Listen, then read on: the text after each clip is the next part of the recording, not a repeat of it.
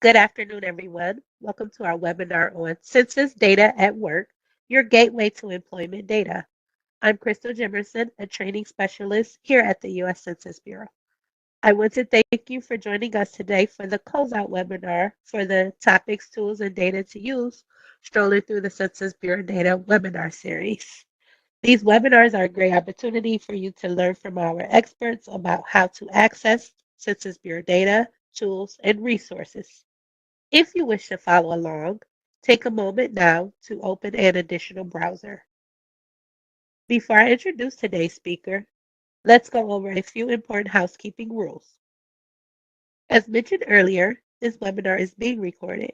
For your convenience, it will be uploaded to our Census Academy site with all supplemental materials relating to the webinar within 30 business days. We welcome written questions during the webinar. Please submit your written questions using the Q&A panel, which is at the bottom center on the right side of your screen. Please take a moment to locate that now. Once you've found the Q&A panel, make sure you choose All Panelists from the drop-down menu. This will ensure we see your question. Also, we ask that you do not include any personal or business identifiable information with your questions. We suggest keeping the chat panel open as we will provide key links and other resources throughout the webinar. Keep in mind you will be able to respond to the chat. That is for us to send out links and other resources related to the presentation. My colleagues will be monitoring the Q&A panel, and as time allows, we will answer your questions directly through the Q&A panel, or we will share your question with the presenter to respond to during the webinar. If we do not get to all of the questions with a response during the webinar, we will post the questions and responses with the webinar materials on the census.gov/academy site within 30 business days. As you know, we are in a virtual environment and sometimes technical difficulties might occur. If you are having issues, try a different browser such as Chrome or consider logging out and coming back into the session. If you are having audio issues, try selecting the computer audio or calling into the webinar via phone. Now, I would like to introduce our speaker, Nicole McKenzie. Thanks again for being here today. Nicole, you may begin. Thank you, Crystal. And hello, everyone. The presentation that I'm going to do today is really designed as a gateway to the powerful and free tools that we have at the Census Bureau regarding focusing on employment. Before I get in with the presentation, I'll just give you a little bit of my background. I started at the Census Bureau in 2019.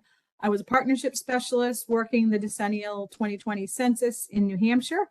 And now I work as a data dissemination specialist, and my customers that I help with their data needs are located in New Hampshire, Maine, Vermont, Massachusetts, and Rhode Island.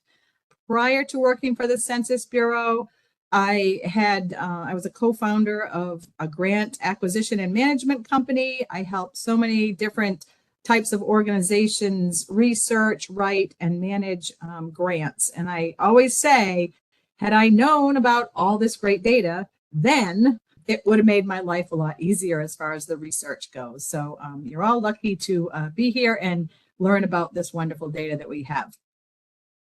So the branch that I work in is the data dissemination and training branch. And you can see I work with the lovely people here on the screen.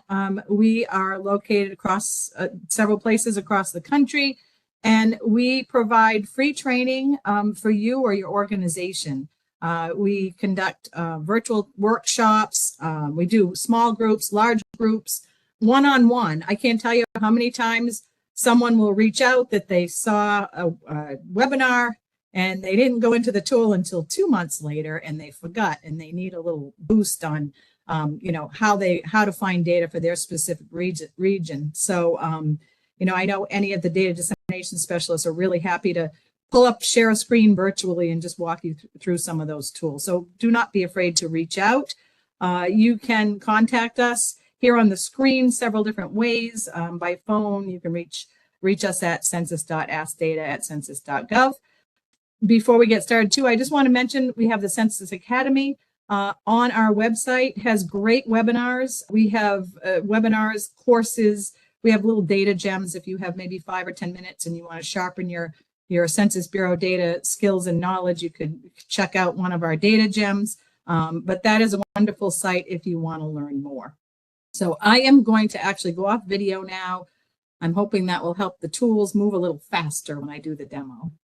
So, overview of today, what we're going to cover. The first part is going to be presentation format. I'll talk a little bit about the Census Bureau employment data that we have, sources of where that comes from and the uses, and then we'll get into how you access the data. I will do live demos on 2 of our products, 2 of our tools, data.census.gov and on the map.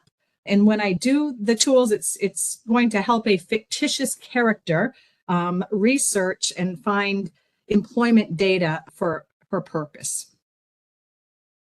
So a little bit about the Census Bureau. We are the federal government's largest statistical agency. We provide accurate and reliable data for communities, businesses, policymakers, individuals.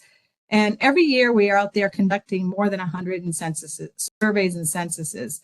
And the information collected helps guide the distribution of trillions of federal funding.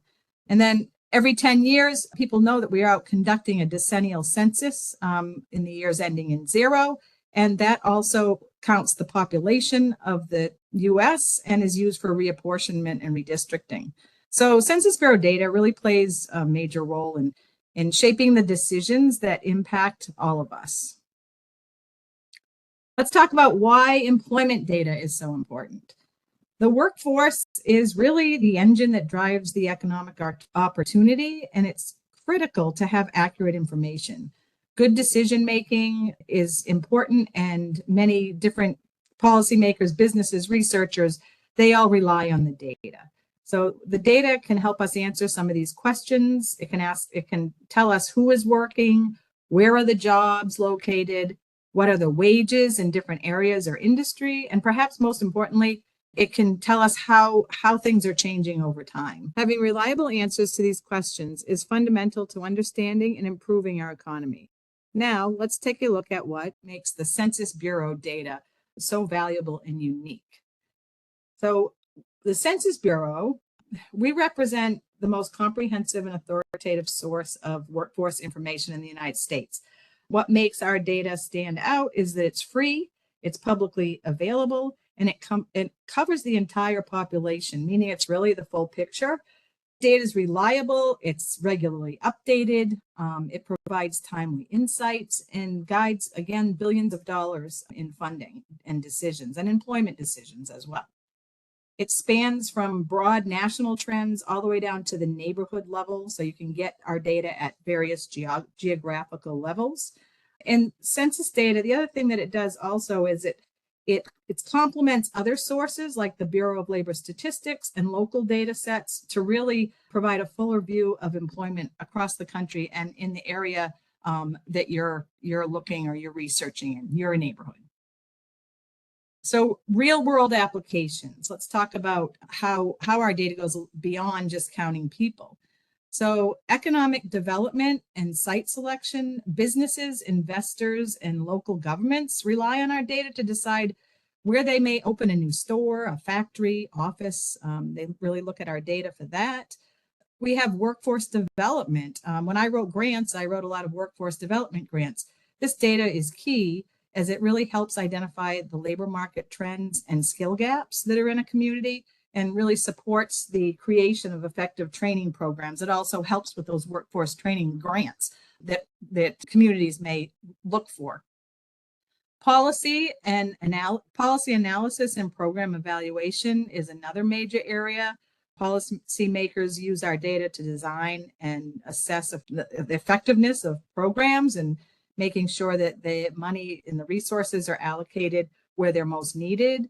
Researchers, journalists, they use our data for stories. It helps them with evidence-based research and stories that they're writing about on a local community. And then finally, businesses use census data to really understand their target markets. It helps them develop marketing strategies. and really know what their customers' needs are, where their customers are located, and who they are.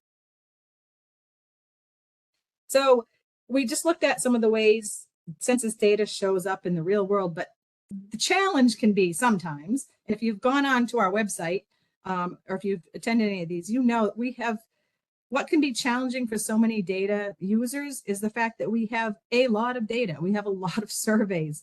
Remember, I mentioned we have over 100. So how do you know where to start, or which survey has the information that you're looking for? That is where this tool, Census Survey Explorer, comes in.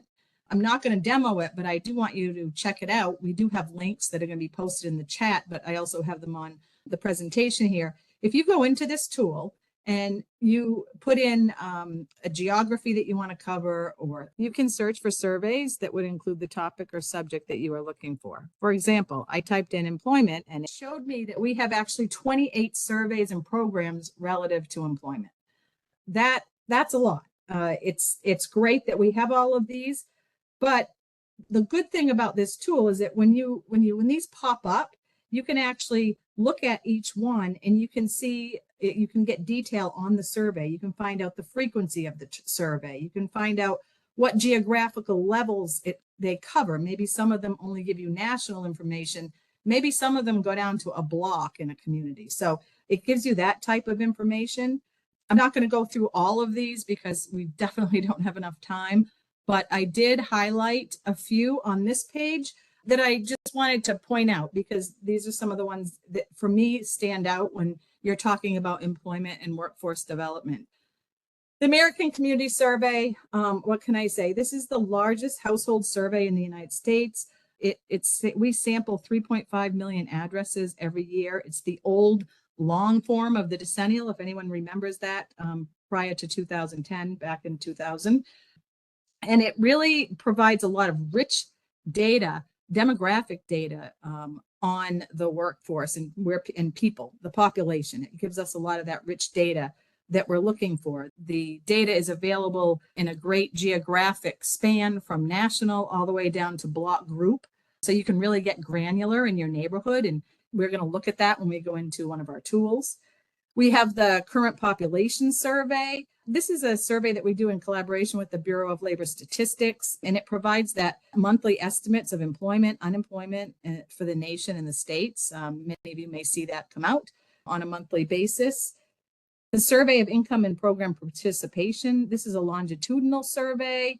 It examines the dynamics of employment change for individuals over time. So all of these are employment related.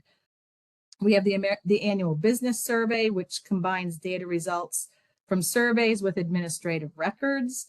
We have the annual survey of public employment and payroll. So that's giving us a lot of that public employment data. Who's working in the state and local governments? How much are states? You can pull up an Excel spreadsheet and it'll show you each state, how much each state spends on public funding for many different functions such as education, police, fire, all of that. So we have that type of data. We have the longitudinal employer household dynamics. This is fantastic data when it comes to workforce. It combines federal, state, and census data on employers and employees under the local employment dynamics partnership. The cool thing about this is that it's a quarterly database linked to employer and employee data, and it covers actually 95% of employment in the United States. So there's a lot of information in this LEHD and program, and you'll see several, I think there's 8 data tools that are part of the program. I will demonstrate one of them. So we also have the economic census and the census of governments. Those are, we conduct those every 5 years in the years ending in 2 and 7. Those provide us with a lot of rich data as well that is related to employment. So some of the key employment metrics that are available, and these are just some of the key ones. We have a lot of metrics available on employment, but you can see that the Census Bureau would provide labor force participation, employment status by demographic and geography, and details about industry and occupation. You can find information on class of worker. You'll also find information on employers and non-employers. A non-employer would be it would be an employer that doesn't have any employees. So that would be like your self-employed individuals. We have education, a connection between education levels and employment. We also have information on commuting patterns, job flows, public sector employment and payroll, wage and salary distributions, and then trends from working at home. So we do collect that data as well. So when it comes to census employment data, words do matter. So I made this word cloud because we have a lot of definitions and it's important to know what they are. The link here will bring you to the glossary that provides definitions for employment terms. So terms like employed, unemployed, labor force, and not in the labor force all have very specific census definitions. So many people may think unemployed, I probably was one of them before I knew what the definition was, may think that unemployed are simply people that don't have jobs. In census terms, it's actually more than that. It's people who they're counted as unemployed if they do not have a job and they're actively looking for work. So they wouldn't be considered unemployed if they're not looking for work. So I mean that's just an example of why it's important to understand how the Census Bureau defines these employment terms, so we're all speaking the same language when looking at the data. And when you go into our data tools, I find myself when I first started working out, I'd look at something and say, oh, what does that mean? I can tell you that somewhere on our website, it will explain what that means, because we're really good at not only providing the data, but giving you an explanation of, what the data is, where, how it's defined. So, and again, if you can't find it on our website, reach out to one of the data dissemination specialists. So I want to get into accessing the data. That was a quick overview, but accessing the data is important. So for most people, the easiest way to access the data is through our website, census.gov. We have many online tools and applications there. They include things like we have data visualizations, we have America Count stories that really highlight data in a story format. We have the LEHD tools. Maybe I remember I told you about them, how that's a really good, it's the quarterly information that comes in. It covers 95% of employment. That there are 8 tools just in that section. And then of course we have data.census.gov, which is the Census Bureau's main data dissemination platform. It's the one that that I find myself in the most when I get a request for someone looking for information. I would say about 85% of the time or more, I find what they're looking for in this one tool. So, if you're looking at a tool to start to really learn, data.census.gov would be my recommendation. The other thing for people who are more technical, the technical folks out there, we have the API, which is called, it stands for Application Programming Interface. And that's a direct pipeline for developers and researchers who want to build their own apps or run custom analysis. So that's you as an individual can also use the API as well. So the nice thing about accessing this data, many of the programs have a lot of geographic flexibility. And again, you can get the data at multiple levels and you can customize neighborhoods. And I think that is one of the nice things I find about the data. It's not just in one format. This is an example of a few of our employment data visualizations. So when you go on the visualization page, you can actually sort, you can put in employment and it will pull up a couple of them. These I recently pulled up. Quick visualizations show you, information. The information sector looks like the average annual pay per employee was $149,000, which was the highest sector. So it gives you a lot of quick information. And then we have most public sector employees per 10,000. Wyoming. Who would have thought? I wouldn't have guessed Wyoming, but that came in as the top one. So you find a lot of interesting data. This is our American Counts. We have a section where I said we take a lot of the data. We have in-house people who write these amazing stories, turning data into a story that everybody can relate to. These are just a few. You can sort them by topic. I had gone in and pulled up all the employment related ones. And here they are. You can see the most recent one was September 17th, and it was on how AI and other technology impacted businesses and workers. That is a good read. And I think it impacts all of us, really. So this needed a page of itself. This is the LEHD tools and applications. I am going to demo on the map. I'm going to do a quick demonstration of couple of the functions that does. But I did want you to be aware of these tools. And we have a lot of webinars that focus on the different tools here. So I just wanted to point them out. We have a link how to get to them. But it's definitely worth checking out some of these. And they're pretty user-friendly. Data.census.gov, we're going to go in and explore what it has to offer.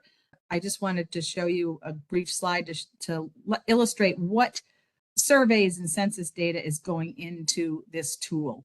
So this is the data that's being imported to the tool. So as you're getting data, it's coming from these sources. The tool, as we said, it's gold standard. It's the tool I use the most when I'm working to help people find data. You can filter by geography, by survey, by topics. You can create custom data tables, maps. Mapping features is excellent if you're a visual person. We have a new chart feature, which lets you chart the data, and then you can directly download the data into like a CSV or an Excel file. So it's really good in that format. So I've gotten through that. Now I always consider the demo the fun part.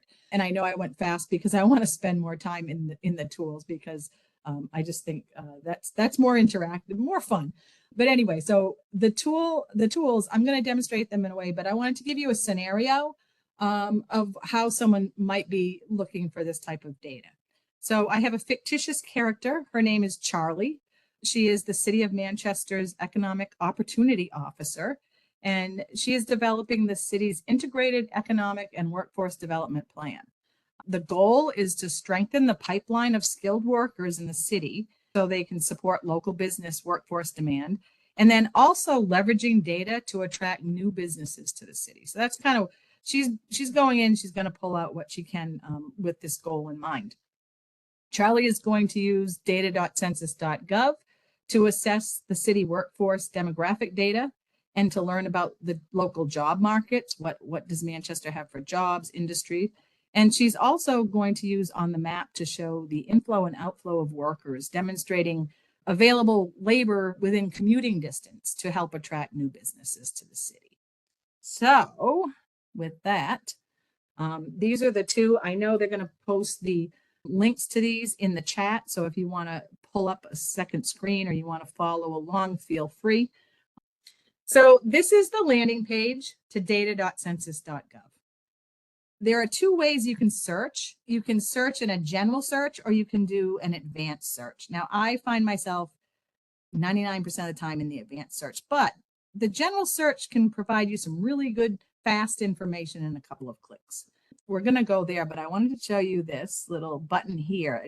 Most people don't know what that is, but if you click on it, it gives you the ability to put your address in and hit search, and it will tell you a lot of information. It'll tell you what census tract you're in, what block group you're in. That can be very helpful if you're maybe a company and you have a location and you want to know what census tract you're in, so then you can do research on that specific census tract. So I just wanted to point that out. It's not real intuitive as this little point. All right, so general search. I am going to type in Manchester. Now you can type in, the nation, your state, your county, any type of geography that you want, and it'll usually pull up some suggestions for you. So there are several Manchesters across the country. We're going to Manchester, New Hampshire. So immediately, so that wasn't even a click yet. That was just putting Manchester in the search bar, and you can see that immediately it tells you in 2020 the decennial census said there were 115,000 people in the city of Manchester. You can look here, there's a number of 3,343 data sets. What that is that without doing anything, over 3,000 tables exist that you could look at. You could view all of them and see what they are. Now, that would take a lot of time. That's why I usually advanced search, and I'll show you how to filter down. It's like that online shopping, where if you just put in apparel, it's going to bring you a lot of results. But if you narrow it down and say, I want woman's short, size 10 in color green, you're going to narrow your results. So that helps. But anyway, from this, what I would recommend, if you're going to use the general search, just use it to get to this view profile. You click on view profile. So what it's doing, it's bringing up in a quick click.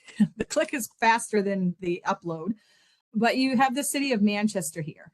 And you can easily see that you have categories of data that you may be interested in. We have employment here. So it tells us just from doing the general search, 68.5% is the employment rate in Manchester, New Hampshire.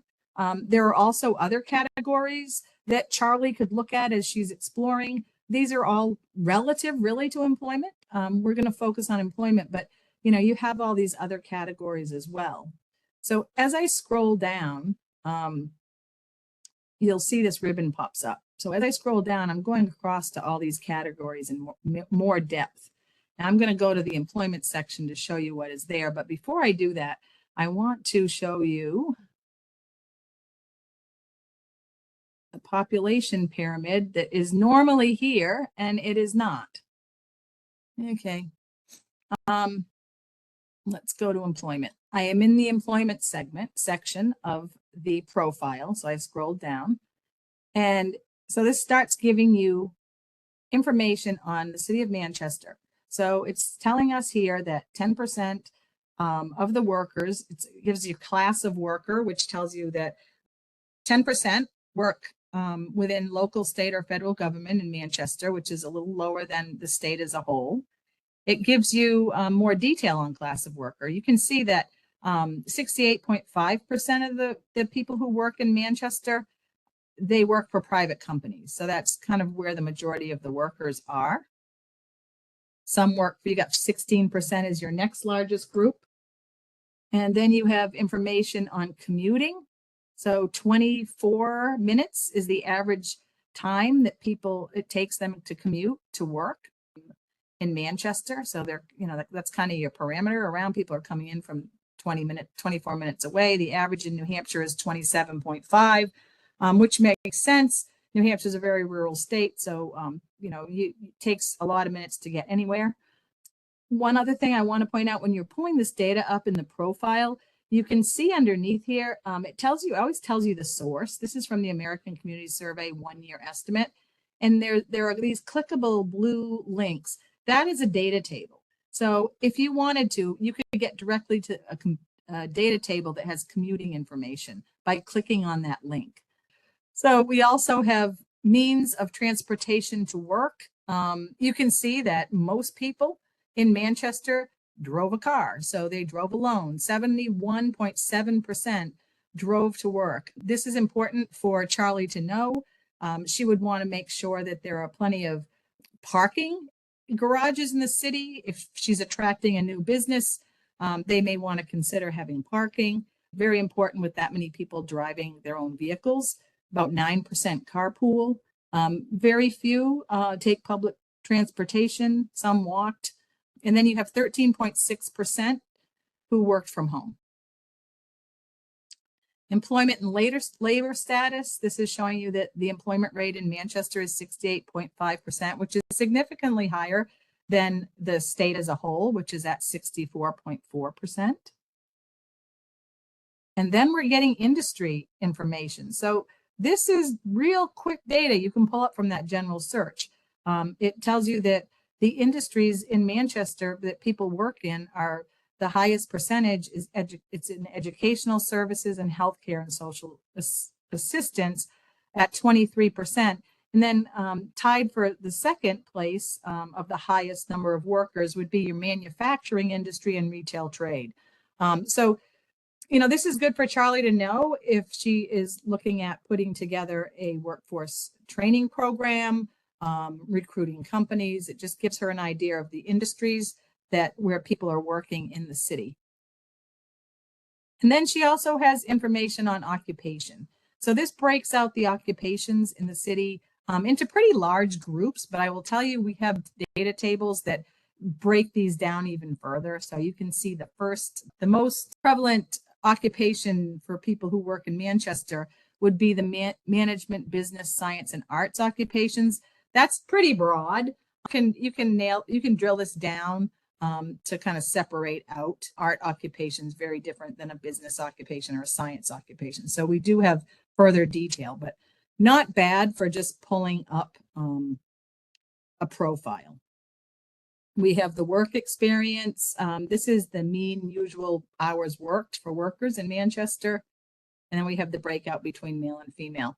I'm going back up to see if the population pyramids showed up. It did not, which is so sad, because if I would encourage you all to go on, and then you would see a population pyramid, and it breaks out by age and sex what the city looks like as far as population. And if you looked at Manchester, it would show you that I think it was a 24 to 35-year-old population had the most, or ages had the most population, which would be something Charlie would want to promote or talk about. So I am going to go back to the landing page of data.census.gov, which you click on the logo and it will bring you back to the landing page. So now I'm going to bring you into advanced search. So that was a pretty good return for one click. So here you can see we have different filtering options. So you can filter by geography, by topics, by surveys, by years, codes. So you can even, so if you're looking at different industries, you can put the North American Industry Classification Code. If you know that for your industry, you can put that in. So there's many different ways that you can search. I am going to just start with my geography. I'm going to look at, you want to start with your smallest geography. So if I was going to pull up census tract information, I would start here if I wanted to get to that granular level. I want the city of Manchester. So in New England, I tend to recommend people use county subdivision. You can find the city of Manchester under place as well. But I'm using a county subdivision for this example here. I am going to come over, find New Hampshire, because it's going to prompt me. It's going to tell me what state do you want to look at. I click New Hampshire. It then gives me the option to pick all county subdivisions in New Hampshire. So I could really get a map of New Hampshire and look at data for all. But we are looking at Manchester, which is in Hillsborough County. So I'll click on Hillsborough County. And then I'm going to scroll down to find Manchester. Here it is.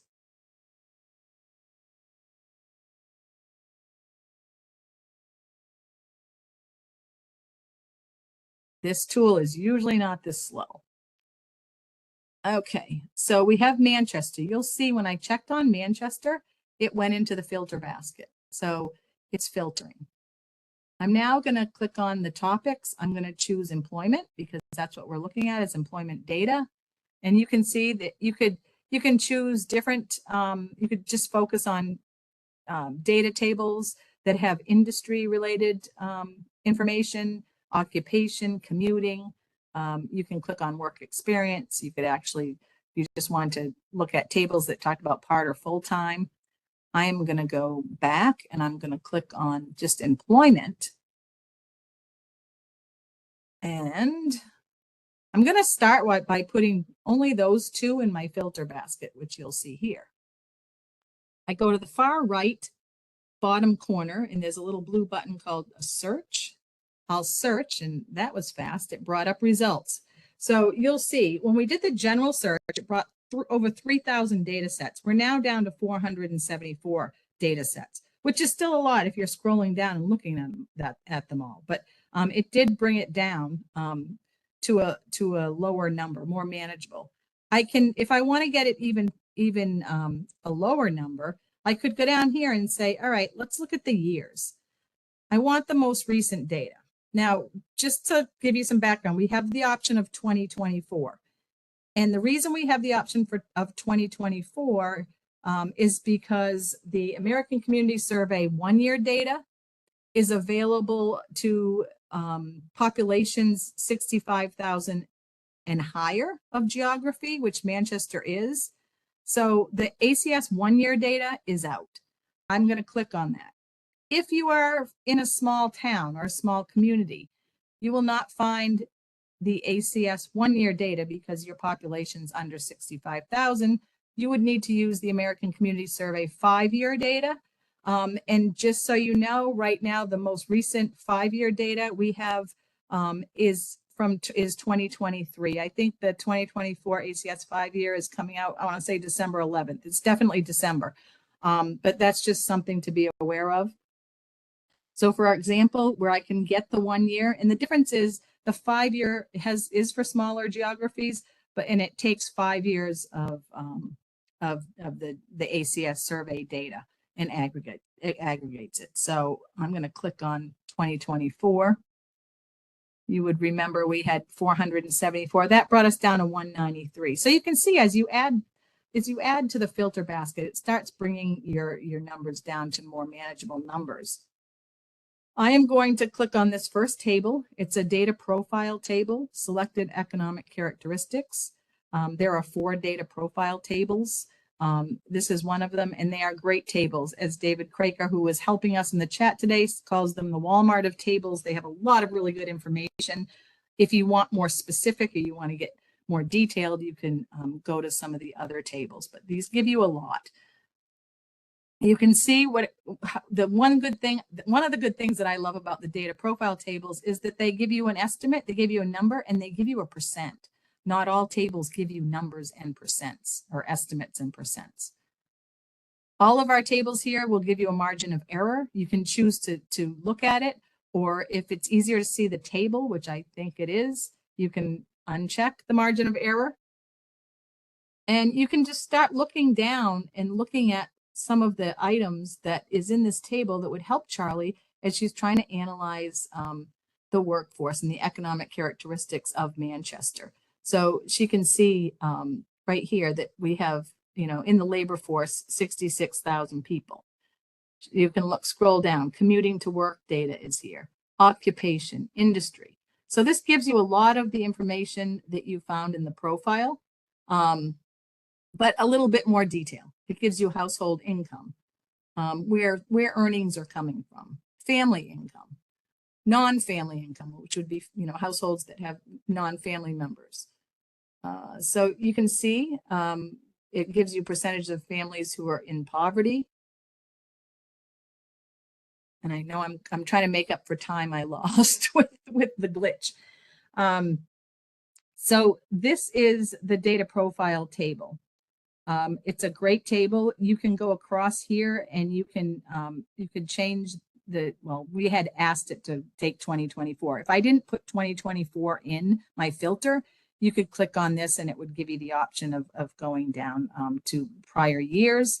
There's a notes section. Any table that we have, you can look at the notes and it will tell you more about that table. It'll answer and define the methodology. So that's where you'll get a lot of information. For Charlie's report, if she wants to cite the information, she can click that, copy.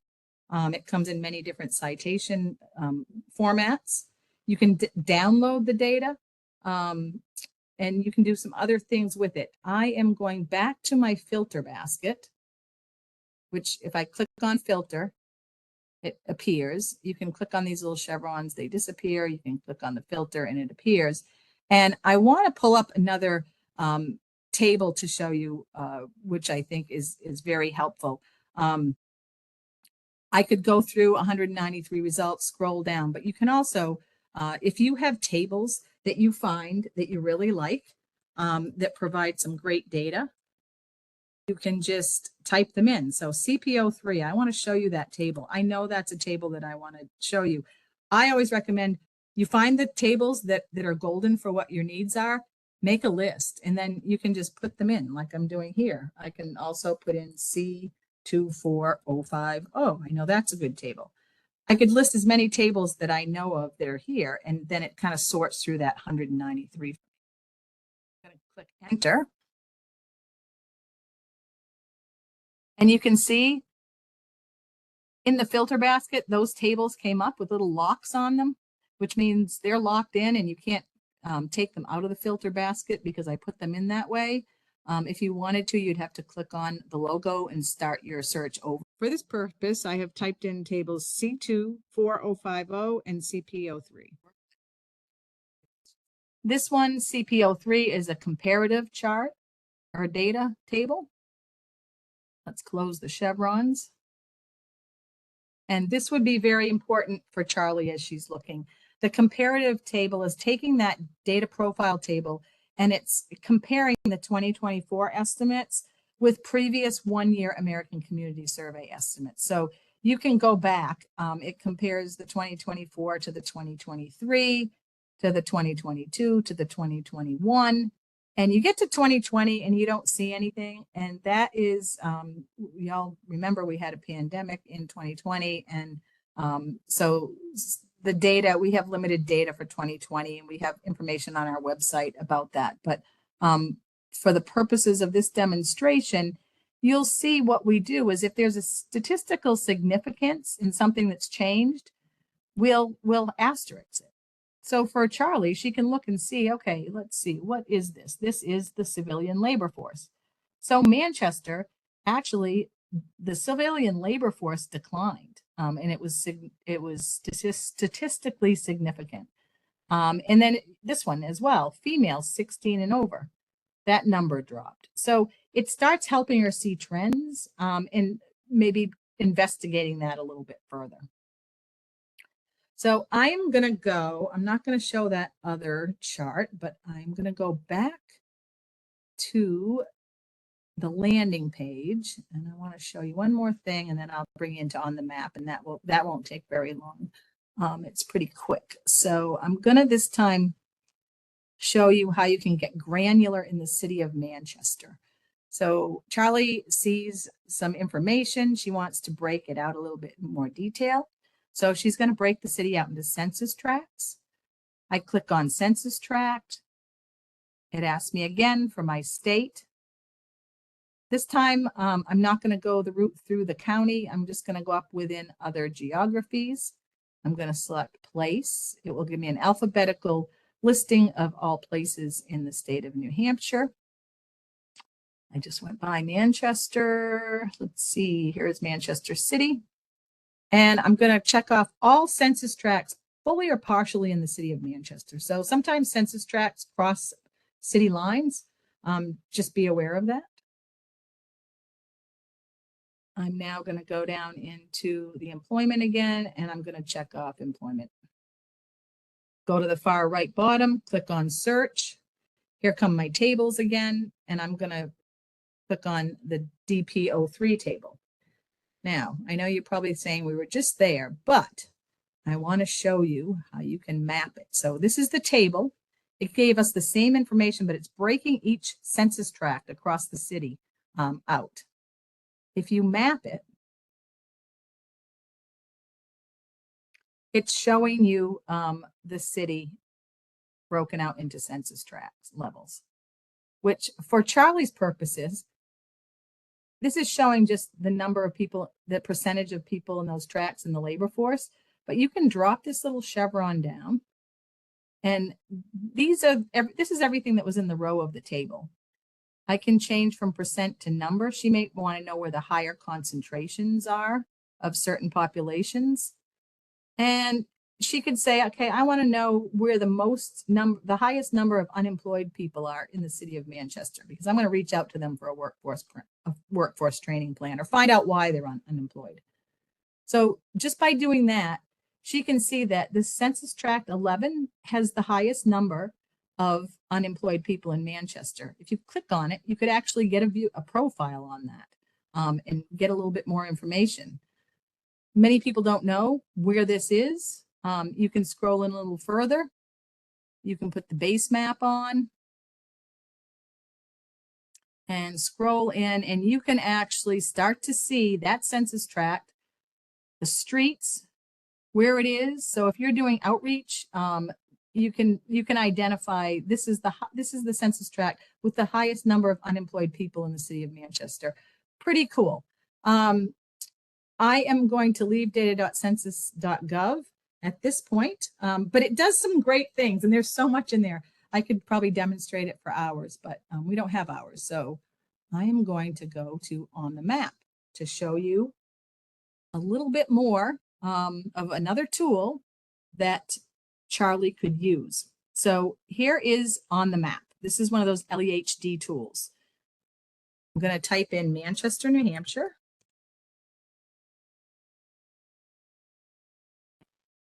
Search.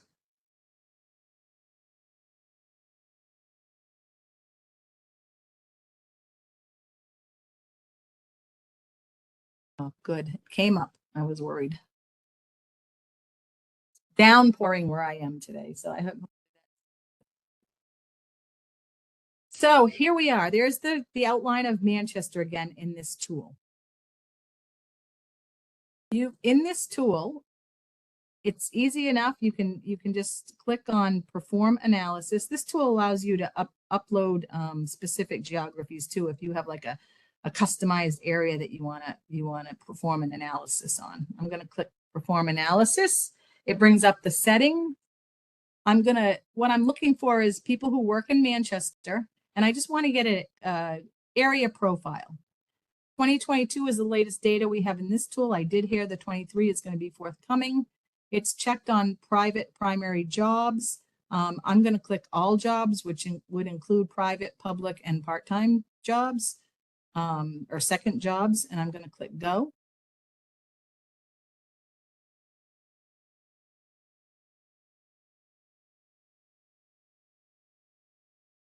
And so here we have a great visual of the city of Manchester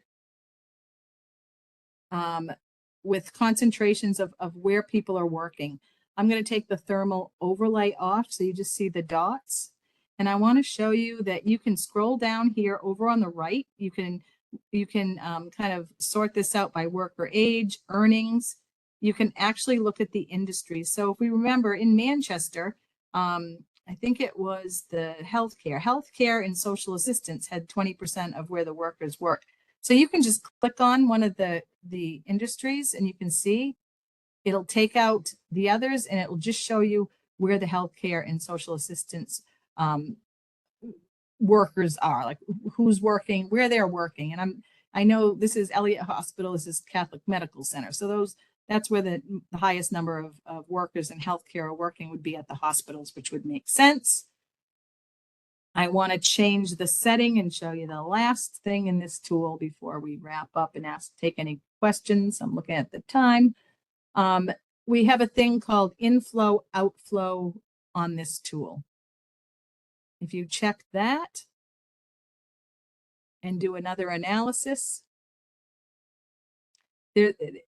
we are really scratching the surface here. And I would really encourage you to reach out to our Census Academy or reach out to the data dissemination specialists and we can provide more for you for your customized area. So this is showing us that in the city of Manchester, 21,000 people live there and actually work there. It's showing us that 38,000 people who live there are leaving the city to go to employment. And it's showing us that 52,000 people are coming into the city to work.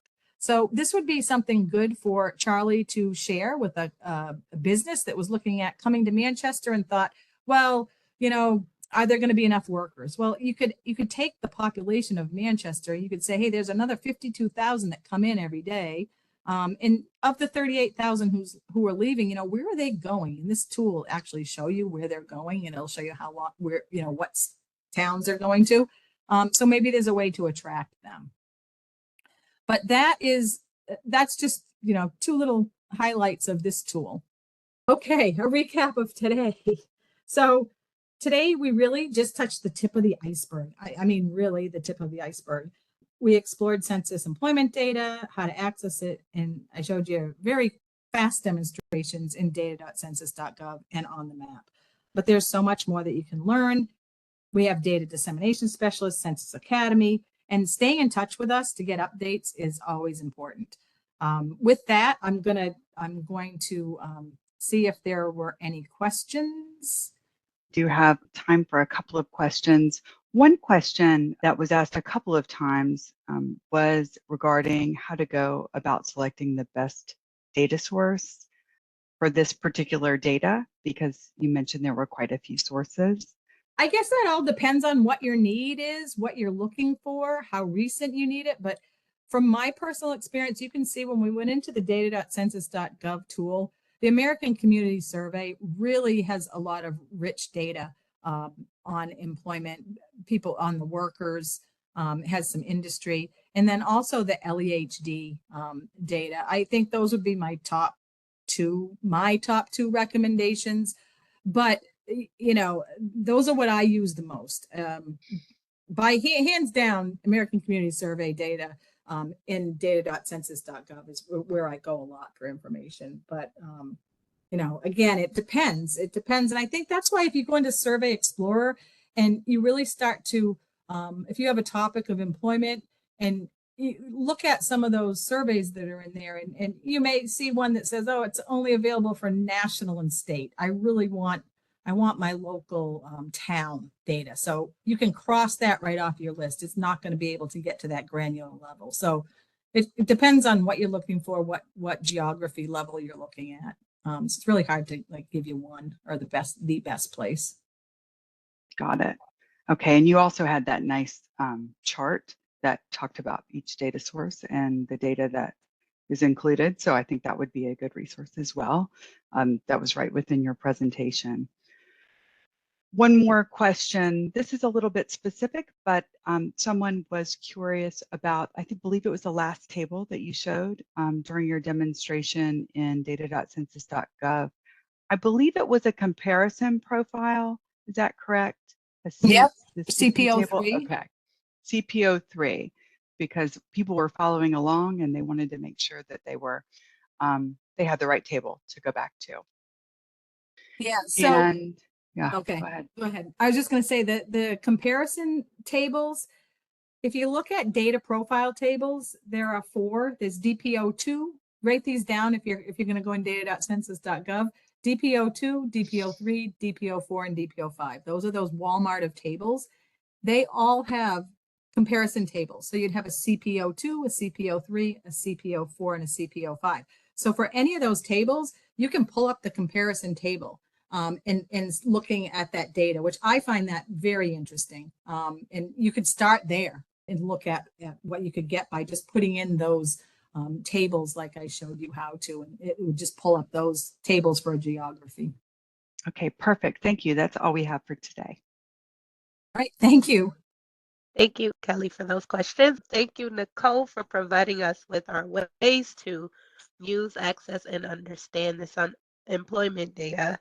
You have closed us out on a high note with that employment data resources and techniques for census data use. And before we conclude, I'd like to thank everyone who played a role in today's webinar. We thank you, our audience, for spending your time with us this afternoon. And we are very interested in hearing from you on how we are doing. So please take a moment to fill out the evaluation that will appear when you exit. And that brings us to a close. Thank you again for joining us today and hope you have a great afternoon.